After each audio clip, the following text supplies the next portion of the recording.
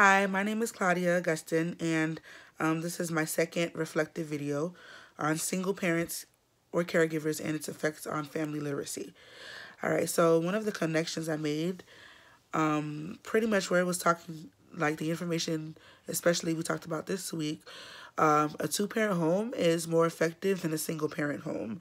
And I just feel like with the two-parent home, you kind of, the other parent has that backup they need. And in the articles I was reading that fewer behavioral problems from young boys occur. Like, so for example, young children tend to have fewer problems. They tend to go to school and not get in as much trouble when they're in a two-parent home versus if they were like in a single parent home. Like with the father, I just feel like they have that authority figure. And when I was younger, I had that authority figure, and it kind of like pushed me to like want to stay out of trouble and want to go to school and learn and do what I have to do.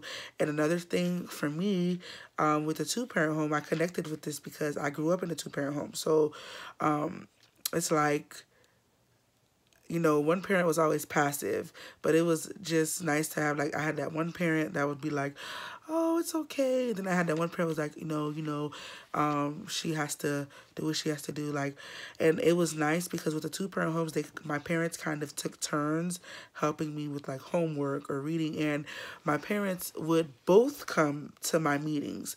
Like if it was a PTA meeting or if I had like a club meeting or if I had to go meet with a tutor or if we used to have parent teacher reading sessions. Like you would come and like they would have like a book fair, but they would have sessions where you could stay and read with your child, and both my parents were there. So like having a two-parent home was more effective, so I connected with that.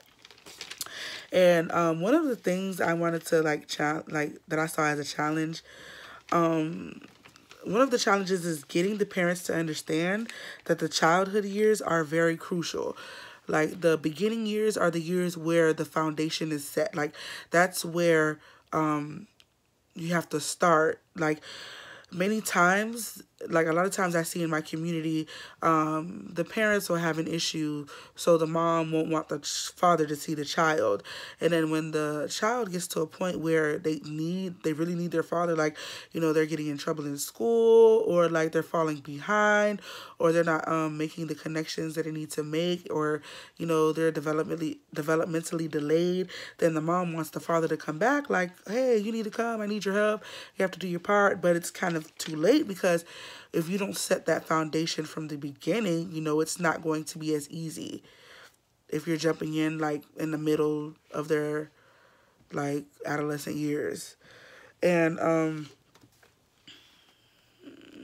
I just think that the parents fail to realize that the child is the one who's really affected by those decisions that they make.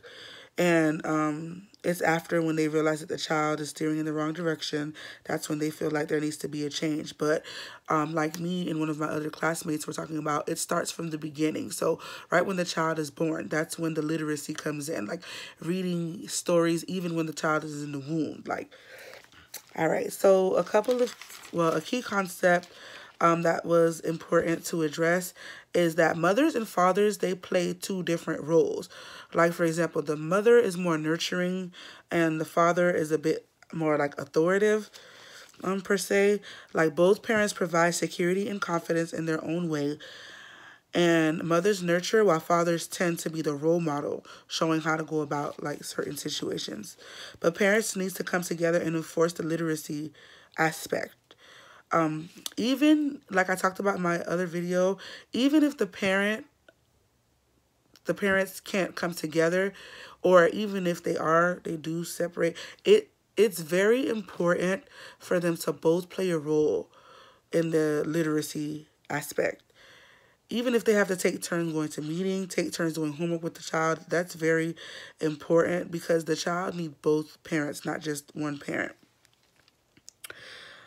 And many times it's said that the mom is the one that's supposed to be present. But looking at the articles, Building Blocks for Father Involvement, it shows that fathers can have these roles too. In Head Start, they make it, what I like about them is they make it a priority to have the father involved. You know, they encourage the father to be in the home, and they encourage two-parent homes. All right, and how I'm going to address this, or how we are going to address this, like I talked about in my other videos, we always want to make sure that we educate our parents. We want to keep our parents educated, you know, how they can help their child, you know, hold events, you know, always give out information, let them know where they can find the resources to help their families, you know, do the have home visits. And we were talking about, like within my group, we were talking about how it's a bit harder to do home visits in single parent homes versus two-parent homes. So we just want to encourage, educate, and just help our parents understand what it really means to have a two-parent home versus a single-parent home, and how it can affect the child's literacy development. Okay, that's all I had today. All right, bye.